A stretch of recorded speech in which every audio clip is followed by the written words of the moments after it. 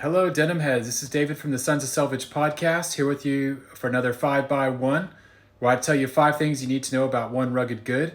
And today I'll actually be talking about Rogue Territory or RGT's supply jacket, recently made famous by showing up in a James Bond movie, care of Rivet and Hyde in London, selling them the jackets. But I'm actually going to be talking about their denim version today, not the wax canvas, because I think the denim version is where it's at. I'll just go ahead and say it. It's my favorite denim jacket of all time. I'm a huge fan of the supply jacket. So let's jump in. All right, number 1 isn't really a design point per se, but it's just the garment as a whole.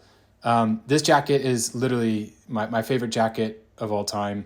As far as denim jackets go, just everything's just spot on. The fit's amazing in terms of like the cut being a bit of a slim fit, but with still enough length in the arms and the body for us tall folks.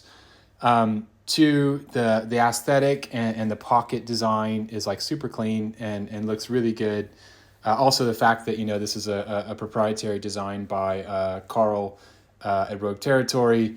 I just think that this jacket just is kind of perfect in every way. As you can see, I've worn the hell out of this one. This is the Dark Indigo, which is indigo warp, black weft on the inside of the garment. But anyways, yeah, just number 1, I absolutely love this jacket and would love to own a whole closet full of them. But anyways. All right, point number 2 is size. So important note here, you're probably going to want to size up. So this is a RGT, a Rogue Territory medium. I would say it fits between a US small and a US medium. Or maybe to say it's a US medium, but a very slim one. So I've recently actually found that the shoulders, which I think are maybe like 18 inches across or something like that, have actually become a bit too slim for me. And I need to go up to a large in this. And I am kind of across all my RGT stuff. So be careful with those size charts. If you're used to US sizing, you're probably going to find that this runs small. And I think the waxed canvas version might even run a little bit smaller. So no matter what size you take, you're going to probably want to size up and make sure you read those size charts. Number 3, let's again kind of talk a little bit more about the fit. So one thing I love about this jacket is you can't really see it on my table, but it has a nice kind of curvature to the body. So it really fits slim, almost like a little bit more of like a motorcycle jacket type fit. It's not like a boxy kind of old school trucker. It's a very modern cut. And the sleeves, which are, nice and long, are slim cut as well. So it's going to fit very fitted, but it looks really, really good. You throw this over a shirt that's either tucked in or like a t-shirt or even like a button down that's not tucked in but isn't significantly longer. And this jacket looks great. Because the body's a little bit longer as well and it kind of sits like a little bit below your belt, you don't have to worry about like too much untucked shirt hanging out the bottom. But anyways. All right, number 4, let's talk about the pockets because that's kind of what made the supply jacket special. So on the denim versions, you've got the hand pockets actually inside the garments. That's just a stitch.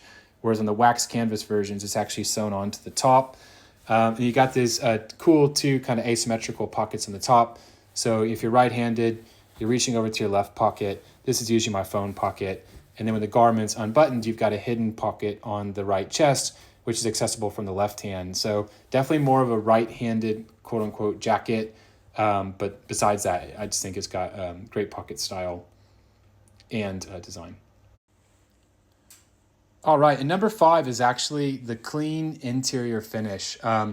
So RGT does something that you don't see a lot of brands do, where they actually go the extra mile to do piping on the unkempt edges inside the garment. So they come out super clean looking, and they use a white bias tape, which is this kind of fabric here, to make it really even stand out and make it like a design detail. And of course, you've got your selvage and whatnot. But I just think that's really cool. That's going that extra mile to make your garment beautiful both inside and outside. And obviously, like around the sleeves, they don't use bias tape, but hey, they could if they wanted to. And if you've ever made a garment, this is such a big deal and something that people don't normally think about because it's on the inside. But to me, that clean finish is so important. And that's my number 5 point.